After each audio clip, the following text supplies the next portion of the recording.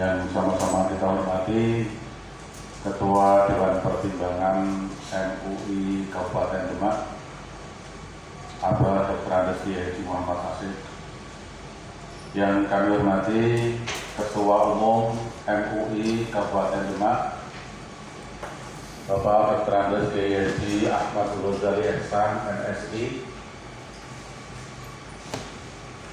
yang saya hormati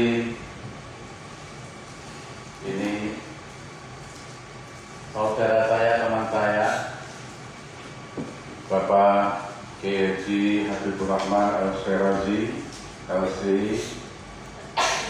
PhD. Di tengah-tengah kesibukan beliau, alhamdulillah bisa hadir bersama kita.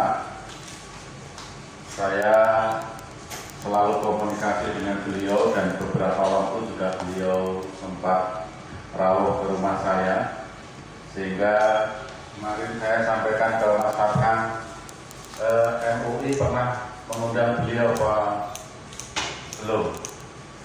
Informasinya bisa mengundang, tapi waktu itu beliau lagi sibuk. Maka kemudian saya kontak secara pribadi dan alhamdulillah hari ini bisa rawuh bersama kita.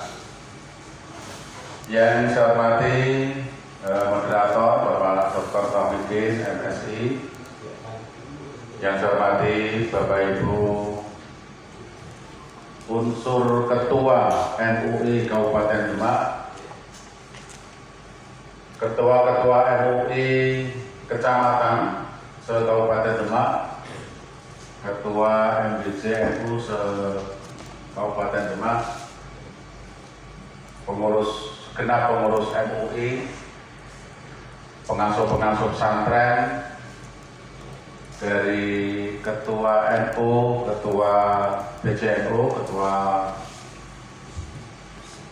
kalau Muhammadiyah, PC Muhammadiyah, ada dari Ibu Muslimat, dari Aisyah, dari Ansor, Fatayat, dan lain sebagainya, dan tentu seluruh tamu undangan yang tidak bisa saya sebutkan satu persatu, lebih khusus dari Komisi Dakwah dan Informasi yang dimuliakan oleh Allah Subhanahu wa Ta'ala.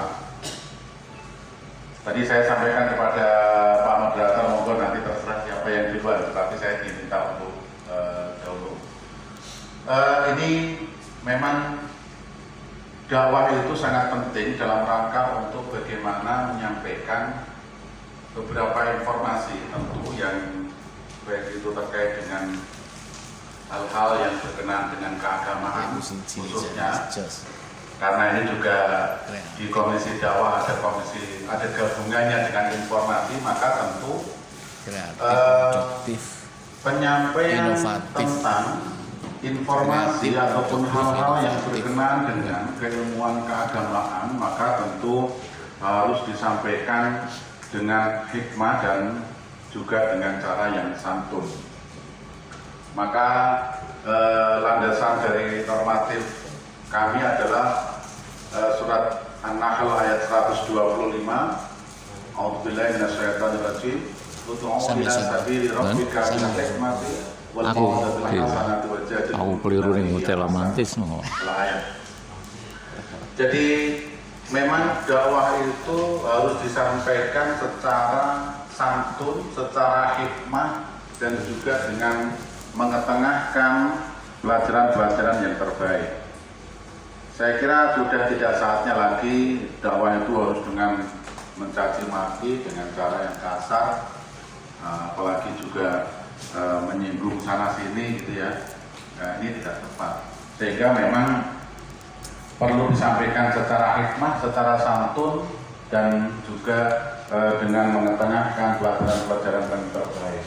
Dari baik itu sisi peristiwa masa lalu maupun juga contoh-contoh yang bisa menjadi pembelajaran di dalam masyarakat itu. Tentu ini juga dikaitkan dengan ayat yang lain, yaitu surat Al-Maidah ayat 167, dan juga hadis yang berbunyi marwa'an kumukar falyughayyiru biyadihi wa man lam yastati wabilisanihi falam yastati qalbi wa dzalika al-qaul iman. Ketika kita melihat fenomena di masyarakat, maka tentu kita punya komitmen untuk bagaimana mengubah ataupun setidaknya ketika melihat adanya sisi kemungkaran, maka kita berusaha untuk mengubahnya. Tetapi mengubah kemungkaran itu tentu harus disesuaikan dengan konteks dan kekuatan kita. Kalau seandainya ada pelanggaran yang sifatnya terkait dengan hukum, maka kita bisa memberikan nasihat kepada pihak-pihak yang punya kekuatan secara hukum sesuai dengan tupoksi masing-masing. Kalau misalnya Bapak Ibu seorang kiai, maka memberikan nasihat kepada mereka yang mempunyai kekuatan hukum dan sekaligus juga si pelanggar hukum. Saya pernah ngobrol dengan Ketua Pengadilan Negeri, Ketua Pengadilan Negeri Demak. Beliau bilang begini, Pak, kalau seandainya ada perkelahian di depan kantor pengadilan negeri, meskipun saya ketua pengadilan negeri, saya tidak bisa langsung menangkap dan kemudian menyidangkan. Karena apa? Ada prosedurnya. Prosedurnya bagaimana? Ketika terjadi peristiwa pertama, adanya pelanggaran hukum itu, maka disitulah peran penegak hukum di tingkat pertama, yaitu kepolisian. Baru ketika kepolisian nanti melakukan proses terhadap penegakan hukum, diserahkan kepada kejaksaan. Kejaksaan memprosesnya, kalau sudah cukup alat buktinya, baru kemudian dibawa ke pengadilan.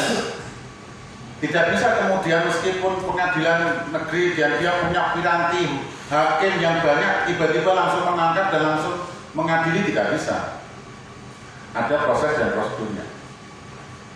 Makanya memang ketika terjadi pelanggaran di tingkat apapun, maka ini hadis ini sangat relevan dan sangat kontekstual, gitu ya. Mengubahnya bisa dengan tangannya sendiri, dengan lesannya, atau bahkan juga dengan tingkatan-tingkatan yang lain. Kalau kita memaknai hadis ini secara konteks dari sisi aspek yang sesuai dengan itu. Nah, dakwah memang harus memerankan beberapa fungsi. Ini hampir sama dan hampir serasi dengan fungsi ulama itu sendiri, yaitu yang pertama adalah tauhidul ummah, persatukan umat. Maka memang persatuan umat itu tergantung pada seorang dai atau seorang ulama. Di situ peran penting bagaimana mengendalikan dan sekaligus juga mempersatukan umat. Jangan sampai kemudian justru menjadi provokator yang sekaligus juga bisa memecah belah umat. Yang kedua adalah tansyirul harakah, mensinkronkan gerakan dakwah. Yang ketiga, tasfiyatul manhaj, menyampaikan persepsi pola keagamaan, tentu yang terkait dengan Ahlussunnah wal Jamaah. Yang keempat adalah himayatul ummah, melindungi umat dari akidah dan pemikiran yang sesat. Nah, karena ini kaitannya dengan tema saya moderasi beragama, dakwah moderasi beragama. Moderasi beragama sekarang ini sedang marak dan sekaligus juga menjadi perhatian bersama. Ya, tentu saya kira moderasi beragama harus kita sikapi secara arif dan bijaksana. Bagaimana moderat itu dalam konteks yang sifatnya sangat bijak, tidak dalam hal-hal yang mungkin justru menimbulkan perbedaan dan justru menjadi kontraproduktif. Maka kemudian saya mengambil salah satu kata di dalam kaitannya dengan moderasi beragama itu, yakni wasatiyah, wasat. Lanjut Mas Fathan. Jadi wasatiyah,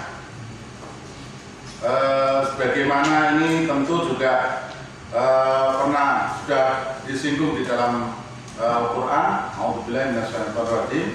Wa kadzalika ja'alnakum ummatan wasatan litakunu syuhada'a 'alan nas wa yakuna rasulu 'alaikum shahidan.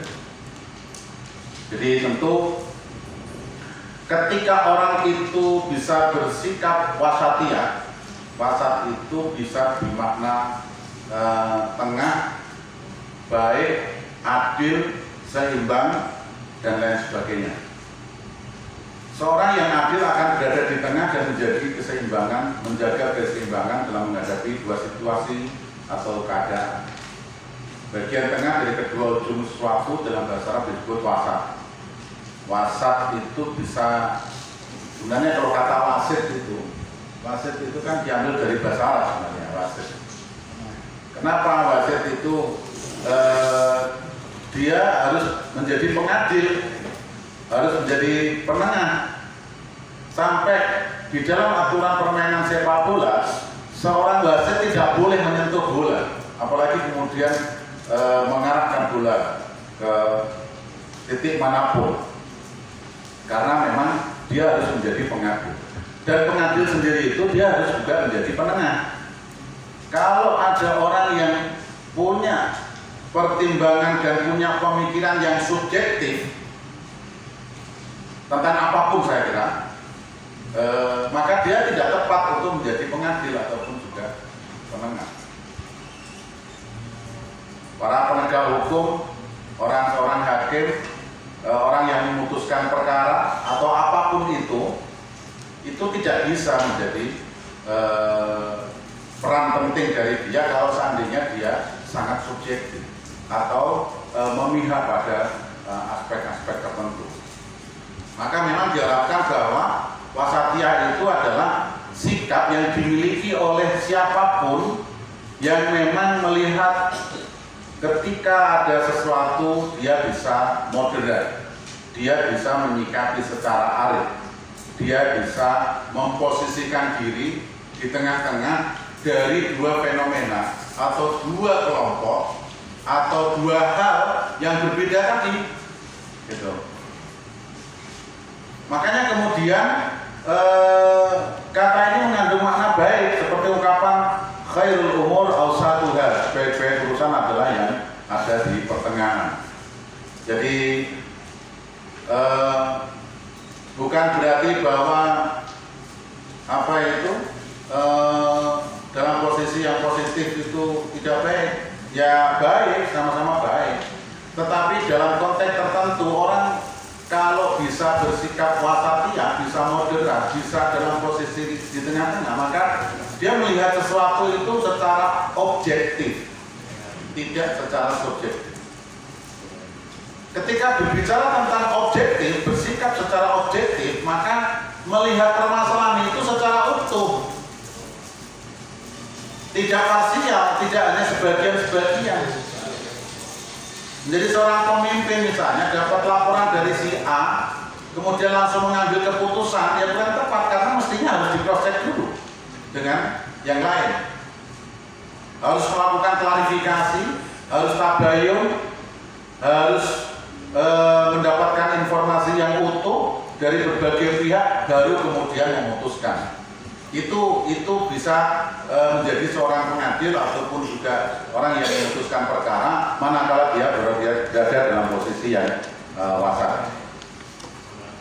Nah, karakteristik dakwah wasatiyah yang pertama tentu tawasud, mengambil jalan tengah.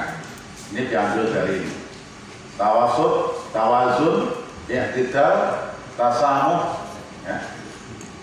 Musyawarah, egaliter, surah, musyawarah, islah, reformasi, awaliyah, mendahulukan yang prioritas, tatawur, walidikar, dinamis dan inovatif, tahadud, keadaban. Contoh misalnya tawasud, memposisikan di jalan tengah. Tawazun, keseimbangan, seimbang. Apalagi kalau kemudian awaliyah, kalau Yusuf Qaradawi, Profesor Dr. Yusuf Qaradawi almarhum, beliau mempunyai konsep namanya fikih aulawiyah. Fikih aulawiyah itu ya mengajarkan kepada kita untuk memikirkan sesuatu dari aspek prioritas. Allah jadikan prioritas. Jadi kadang kalau di dalam ilmu kejiwaan itu kalau membuat skema itu dibagi menjadi 4 dalam skema 4. Skema 4 itu biasanya begini, penting tidak penting, mendesak dan tidak mendesak. Jadi ada hal yang penting tetapi tidak mendesak, ada yang mendesak tetapi tidak penting, ada yang justru tidak penting dan tidak mendesak. Jadi tidak penting dan tidak mendesak. Tetapi bahkan yang terakhir penting dan sangat mendesak. Penting dan sangat mendesak. Ini biasanya kalau Mas Kiai Habibur Rahman ini ya penting dan mendesak semuanya. Tetapi alhamdulillah hari ini yang terpenting dan sangat mendesak itu di MUI Kabupaten Demak. Kadang itu kalau saya sampaikan kepada mahasiswa saya itu begini, kalau mendapatkan undangan, maka ini sangat penting untuk melihat posisi ini. Undangan itu mana yang kira-kira penting dan mendesak, mana yang penting tapi tidak mendesak, dan mana yang mendesak tapi tidak penting. Jadi kadang itu kan melihat, mungkin panjenengan semuanya lah ya, saya kira juga pernah mengalami itu, apalagi ini para kiai, para penyai dan para tokoh. Jadi kalau ada undangan yang kira-kira undangan itu seandainya sebesar apapun kegiatan itu dan sehebat apapun acara itu, kalau kemudian kita ini hanya sebagai peserta di satu sisi, dan sisi lain itu meskipun undangan RT atau undangan di kampung, tetapi kita ini posisinya sangat penting, sangat sentral. Kalau kita tidak hadir di situ, maka kegiatan itu tidak jalan. Nah, kira-kira seperti itu. Maka kan kita sudah bisa memperkirakan kalau seandainya dengan nalar yang tentu punya jiwa sosial, pasti akan lebih mengutamakan meskipun RT kampung, tetapi penting dan mendesak meskipun acaranya kecil. Karena apa? Kalau kita tidak hadir di situ, acara itu bisa batal. Sedangkan acara lain yang sebesar apapun, sehebat apapun, sebagai peserta saja, kalau seandainya tidak hadir pun acara tetap jalan, apalagi bisa diwakilkan. Nah ini kita melihat dari aspek itu. Makanya kadang berpikir moderat itu kan bagaimana cara memposisikan. Jadi ibaratnya begini, tadi ada yang sambutan melalui podium, ada yang korepnya melalui podium juga. Tetapi karena Pak Kiai Haji Dr. Andes Ahmad Ghazali Ihsan duduk, maka secara moderat saya menyampaikannya dengan duduk saja, kira-kira seperti itu ya. Biar rileks. Ya, berikutnya tujuan dakwah. Yang pertama adalah terbentuknya umat Islam yang berkomitmen kepada akidah, syariat dan akhlak Islam dalam koridor manhaj Ahlussunnah wal Jamaah, serta mempunyai ketangguhan dalam menghadapi rongrongan akidah, paham dan pemikiran yang keliru. Yang kedua, terbentuknya umat Islam yang menjadi pelopor, pemakmur, penebar kedamaian dan rahmat bagi semesta alam. Dan yang ketiga adalah terbentuknya umat Islam yang berkomitmen pada Pancasila dan Bhinneka Tunggal Ika. Nah, ini adalah dalam rangka bagaimana kita bisa memposisikan dakwah itu betul-betul menjadi bagian penting dalam menyampaikan nilai-nilai keislaman yang rahmatan lil alamin. Seorang dai tentu mempunyai posisi yang sangat strategis dalam merealisasikan tujuan dakwah ini. Bagaimana betul-betul bahwa Islam itu tampil secara elegan, secara arif, secara damai. Saya pernah membaca tulisan dari seorang yang hidup di Eropa itu. Jadi ada perbincangan dari dua orang non-muslim di salah satu restoran yang dia menjelek-jelekan Islam dan sekaligus juga kaum muslim. gitu ya, di restoran itu, di saat mereka tengah asik dan kemudian sambil makan, sambil pesan makanan minuman, di sampingnya ada seorang muslim di situ yang dia juga menggunakan atribut muslimnya. Mungkin si non muslim tadi berbicara seperti itu dan didengarkan oleh orang Islam tadi dan muncul kebencian di situ. Tetapi yang luar biasa adalah bahwa si seorang muslim tadi itu justru ketika sampai ke kasir dia bilang bahwa pesanan orang tadi yang non muslim yang menjelek-jelekan Islam itu saya yang bayar.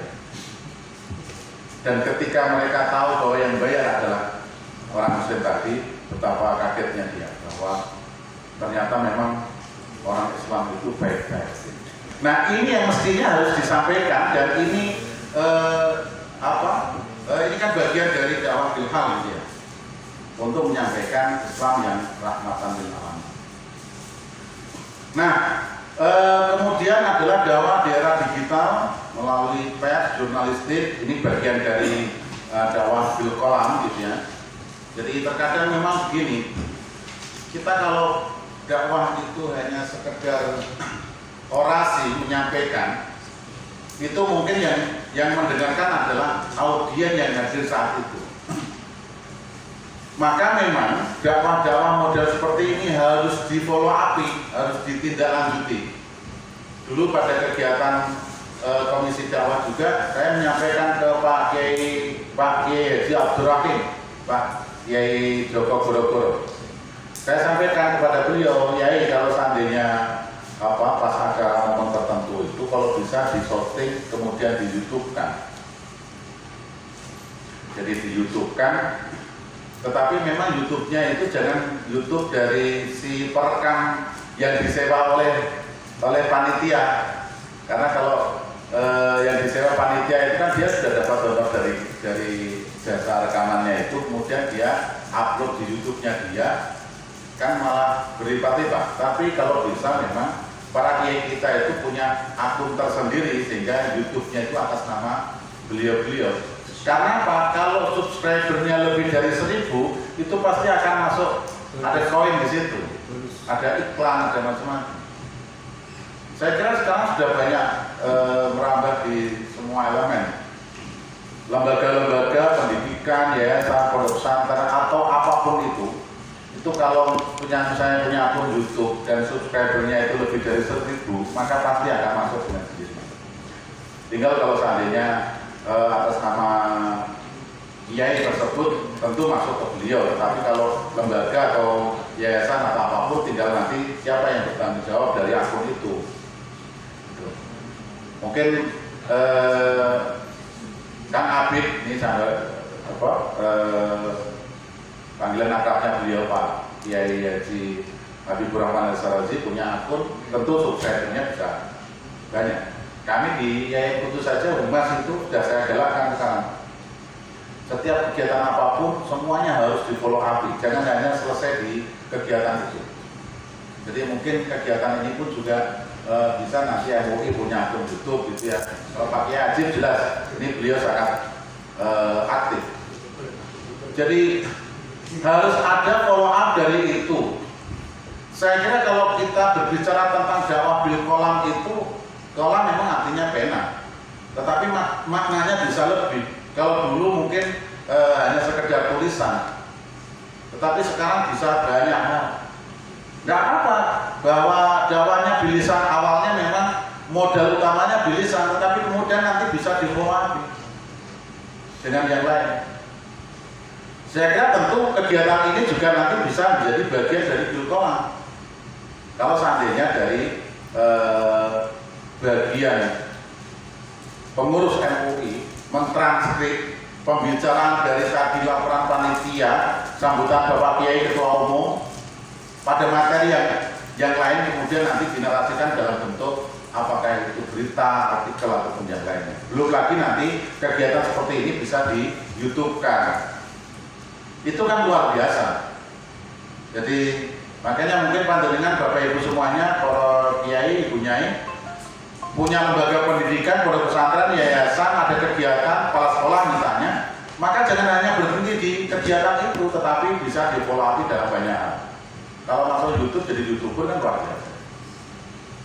Saya di kampus itu sekarang Humas Kiai Kudus itu kerjanya luar biasa dibandingkan dengan sebelumnya. Karena sekarang ini saya sampaikan bahwa setiap kegiatan apapun harus ada follow up-nya, harus ada tindak lanjutnya, baik itu dalam bentuk YouTube, pemberitaan, dalam bentuk artikel, opini, dan lain sebagainya. Sehingga memang ini menjadi sangat penting. Jadi apa itu seorang mufasir itu yang dari Mesir itu yang tafsir Sya'rawi, nah, tafsir Kiai Sya'rawi, tafsir Sya'rawi itu sebenarnya bukan beliau sendiri yang menulis. Beliau selalu tiap hari menyampaikan syarah tafsir itu di depan para santrinya, para muridnya, dan muridnya itu yang kemudian nanti mentranskrip dari tafsir beliau. Jadi dakwah bil qalam itu sebagai kita jadikan sebagai metode, ya, bukan tujuan utama, tetapi sebagai metode. Kalau tujuan utama kan kita sendiri yang menulis itu, tetapi kalau dakwah bil qalam itu sebagai sebuah metode, maka bisa dilakukan oleh siapapun, orang terdekat kita dan siapapun yang menjadi bagian dari kita untuk memfollow up itu. Yang awalnya lisan bisa menjadi nanti dalam bentuk tulisan, bisa juga dalam bentuk YouTube dan lain sebagainya. Mungkin waktu itu Zainuddin NZ itu tidak berpikir bahwa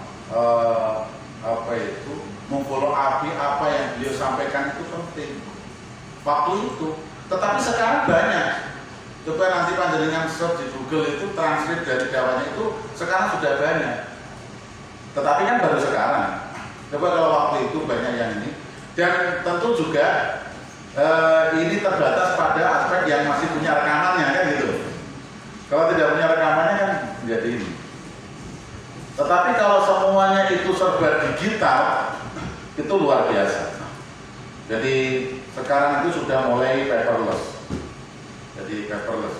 Jadi kalau seandainya ada print di fotokopi untuk panitia itu karena kebaikan dari panitia. Tetapi sebenarnya print fotokopi itu bisa cepat hilang. Sedangkan kalau paperless, kalau apapun nanti kalau bisa manfaatkan dari narasumber ini dibuat Google Drive, disimpan. Sehingga ketika nanti cari itu tinggal klik ketemu. Jadi apapun hasil yang kita peroleh itu kalau kemudian kita simpan itu pasti akan mudah. Kalau orang kalau kita ya menangani lembaga pendidikan itu kan ada namanya akreditasi. Dan sekarang akreditasi itu tidak hanya di lembaga pendidikan. Saya dulu menjadi ketua Ansor itu juga ada akreditasinya, diakreditasi. Apakah kegiatannya atau tidak, kegiatannya itu disimpan atau tidak, di follow up atau tidak. Gitu. Kalau lembaga pendidikan itu ada MOU atau tidak, MOU-nya itu di follow up atau tidak, ada tindak lanjutnya apa hanya sekedar MOU, jalan-jalan kemudian ada tangani setelah itu selesai. Nah kalau itu tidak ada maknanya apa-apa. Nah makanya kalau di dalam akreditasi itu kan tulis apa yang dilakukan dan lakukanlah sesuatu yang sudah ditulis. Kan itu. Tulislah apa yang sudah dilakukan ataupun lakukan apa yang sudah ditulis. Ini adalah bagian penting dari bagaimana kita mengabadikan sesuatu. Makanya kemudian kalau misalnya mengerjakan sesuatu kemudian setelah itu ditulis, maka pasti akan ada jejaknya. Apalagi kalau kemudian diupload di di digital itu pasti akan mudah. Sekarang ini orang dengan era big data itu, jadi menyimpan data itu tidak perlu harus dengan map ataupun filing kabinet itu. Ya filing kabinet kita itu ya di digital ini. Jadi Kalau panjenengan misalnya salah satu ketua yayasan, kepala sekolah atau apapun, kalau menyimpan sesuatu di digital pasti nanti akan mudah dicari oleh generasi berikutnya. Tinggal diklik saja pasti akan muncul. Sekarang aja yang misalnya dulu pernah ada pemberitaan. Itu kalau sekarang misalnya mau cari data tentang itu dan yang tersimpan itu tidak ada, itu mudah sekali. Saya kadang diminta oleh mahasiswa itu, Pak, ini jangan foto yang terkait dengan ini bagaimana? Saya cari di laptop saya tidak ada, tetapi dulu pernah upload di Facebook, saya cari ketemu. Jadi dengan era big data itu semuanya akan mudah untuk dicari. Ya, lanjut. Peluang dakwah bil kolam dan media sosial. Jadi tadi sudah saya sampaikan bahwa tentang dakwah bil kolam itu piranti efektif mendongkrak popularitas dan menjangkau khalayak luas lintas batas. Banyak dari yang baru naik daun berawal dari publikasi YouTube, Facebook dan lain sebagainya. Ya, saya kira kan saya dan Kang Abid ini kan seniornya UAS waktu sholat. Saya itu tahu justru ketika di YouTube, karena di Kaironya waktu itu tidak ketemu. Dia di Tonto, kami di Kairo. Itu pun kalau ini terpaut dengan saya 2 tahun, dan 3 tahun ya. Ya.